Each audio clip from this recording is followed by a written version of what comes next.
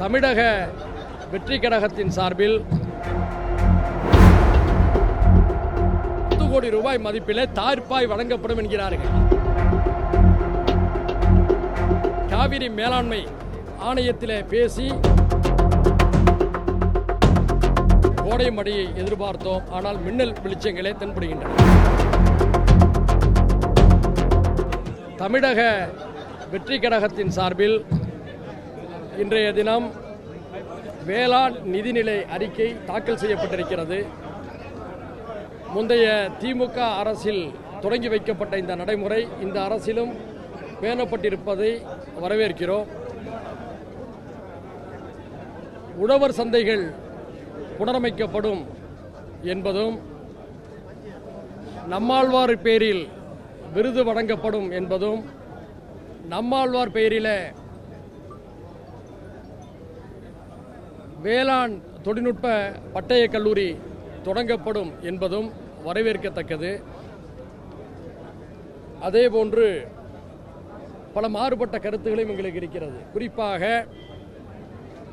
இந்த நிதிநிலை அறிக்கையில் அவர்கள் அறிவித்துள்ள திட்டங்களுடைய பரபரப்பான அறிவிப்புகளுக்கு மத்தியில் போதிய நிதி ஒதுக்கீடு செய்யப்படவில்லை என்பதை நாங்கள் கூர்ந்து கவனித்திருக்கின்றோம். குறிப்பாக மழையால் பாதிக்கப்படும் தானியங்களை பாதுகாக்க 43,500 விவசாயிகளுக்கு 10 கோடி ரூபாய் மதிப்பிலே தார்ப்பாய் வழங்கப்படும் என்கிறார்கள். ஒரு தார்ப்பாயுடைய விலை குறைந்தபட்சம் 2,000 ரூபாய். 43,500 விவசாயிகளுக்கு தார்ப்பாய் வழங்கப்படும் என்கிறார்கள். ஒரு தார்ப்பாயோட விலை 2,000 என்று சொன்னாலும் கூட 5,000 விவசாயிகளுக்கு தான் கொடுக்கப்படும். ஆனால் அதற்கு 10 கோடி ரூபாய் ஒதுக்கீடு என்று அறிவித்திருக்கிறார்கள். ஆக திட்டத்திற்கும் இவர்கள் அறிவித்திருக்கக்கூடிய தொகைக்கும் பொருத்தமில்லாமல் இருக்கிறது.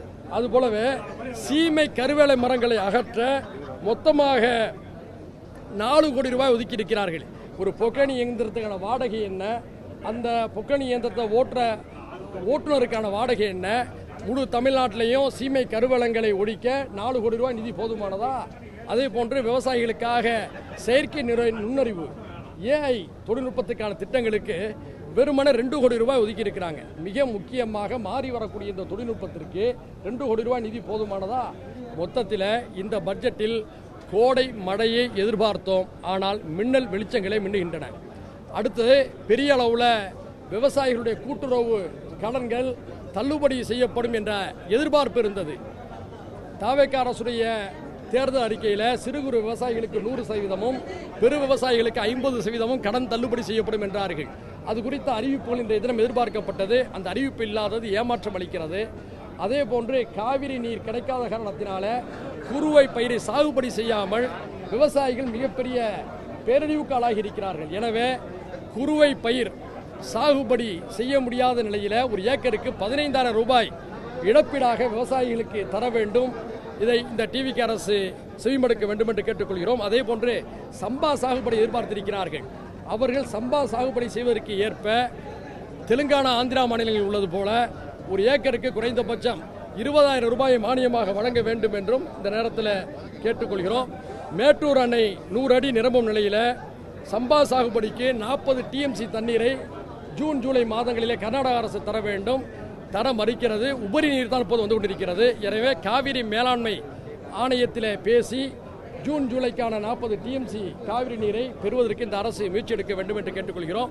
ஏற்கனவே சுட்டிக்காட்டியதைப் போல இந்த வேளாண் நிதிநிலை அறிக்கையில் கோடை மழையை எதிர்பார்த்தோம். ஆனால் மின்னல் வெளிச்சங்களே தென்படுகின்றன.